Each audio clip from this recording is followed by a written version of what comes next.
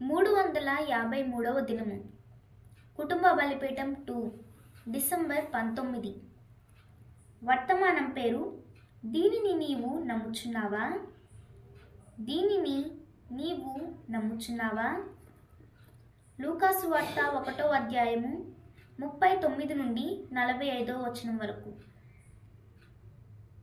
ఆ దినముల యందు మరియా లేచి యూదా ప్రదేశములోని కొండ సీమలోనున్న ఒక ఊరికి త్వరగా వెళ్ళి జకర్యా ఇంటిలో ప్రవేశించి ఎలిజబెత్తుకు వందనములు చేసెను. ఎలిజబెత్తు మరియ యొక్క బంధన వచనము వినగానే ఆమె గర్భములో శిశువు గంతులు వేసెను. అంతటా ఎలిజబెత్తు పరిశుద్ధాత్మతో నిండుకొనినదై బిగ్గరగా ఇట్లనెను, స్త్రీలలో నీవు ఆశీర్వదింపబడిన దానవు, నీ గర్భఫలము ఆశీర్వదింపబడును.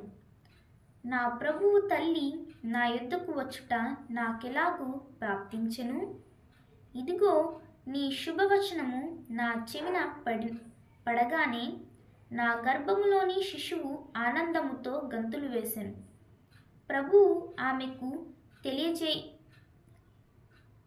తెలియజేయించిన మాటలు సిద్ధించునుగాక. నమ్మిన ఆమె ధన్యురాలనెను. వర్తమానం పేజీ చదువుకుందాం. ఆమె ఎలిజబెత్తుతో మాట్లాడుట ప్రారంభించెను మరియు ఎలిజబెత్తు ఆమెతో మాట్లాడుట ప్రారంభించెను. వారి సంభాషణ వినండి. మరియు ఎలిజబెత్తుతో, ఓ, నాకు చాలా ఆనందముగా ఉన్నది. నీవు వృద్ధాప్యములో తల్లివి కాబోచున్నావని దూత నాతో చెప్పెను అని మాట్లాడుటను నేను వినుచున్నాను. ఆమె దానిని చూసి తెలుసుకున్నది కూడా. ఎలిజబెత్తు మాట్లాడుట నేను వినుచున్నాను, అవును, తల్లిని కాబోచున్నాను, దానిని గూర్చి నాకు చాలా ఆనందముగా ఉన్నది. కానీ మరియా, నాకు కొంచెం భయంగా ఉన్నది. చూడు, గర్భము దాల్చి 6 నెలలు అయినది, ఇప్పటి వరకు బిడ్డలో జీవము లేదు. ఆమె దానిని గూర్చి కొంచెం కలవరపడుచున్నది. మీకు తెలుసు, చిన్న యోహాను అందులో ఉన్నాడు. అది కొంచెం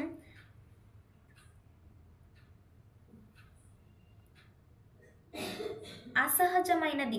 మీరు చూసారా? అది సరిగా లేదు. 2 లేక 3 నెలలలో కదలికలు తెలుస్తాయి. ఆమెకు ఇప్పటి వరకు ఆ కదలికలు తెలియటలేదు. మరియు చెప్పెను, గాబ్రియేలు దూత నన్ను కలిసి నేను కూడా కుమారుణ్ణి కంటానని చెప్పెను. నేను ఆయనకు యేసు అను పేరు పెట్టాలి. ఆమె మొదటిసారి యేసు అని పలుకగానే తల్లి గర్భములోని చిన్న యోహాను గంతులు వేయుట ప్రారంభించెను. సహోదరుడా, యేసుక్రీస్తు నామమును మొదటిగా పలికిన వెంటనే అది మృత శిశువుకు జీవమునిచ్చెను. అది పరిశుద్ధాత్మతో నిండిన సంఘమునకు పాపము మీద రోగము మీద అధికారమిచ్చును. హల్లెలూయా. అవును, యేసు నామమును మొదటిసారి మానవుల పెదవుల ద్వారా పలికిన వెంటనే తల్లి గర్భంలో ఉన్న మృత శిశువులో జీవమును తెచ్చును. హల్లెలూయా.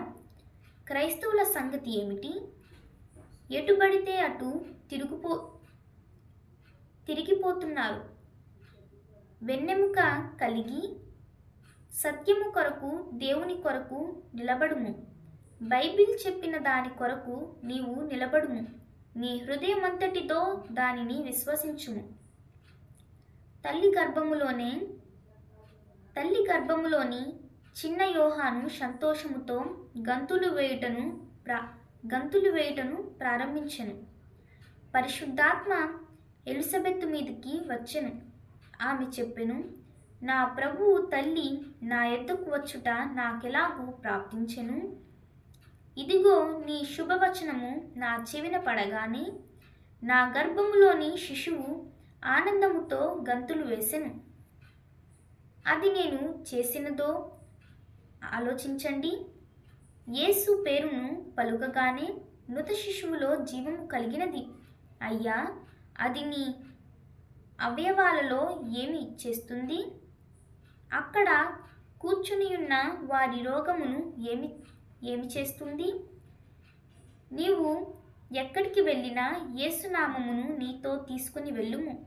ప్రార్థనలో ఎల్లప్పుడూ దానిని విశ్వసించుము. యథార్థంగా యుండుము, పవిత్రంగా యుండుము, దేవుని కొరకు జీవించుము. దేవుడు తన వాక్యమును నిరూపించును. అవునయ్యా, ఆయన దానిని చేస్తానని ప్రమాణము చేసెను. దేవుని పరిశుద్ధ వాక్యం దీవించుమనుగాక. ఆమేన్.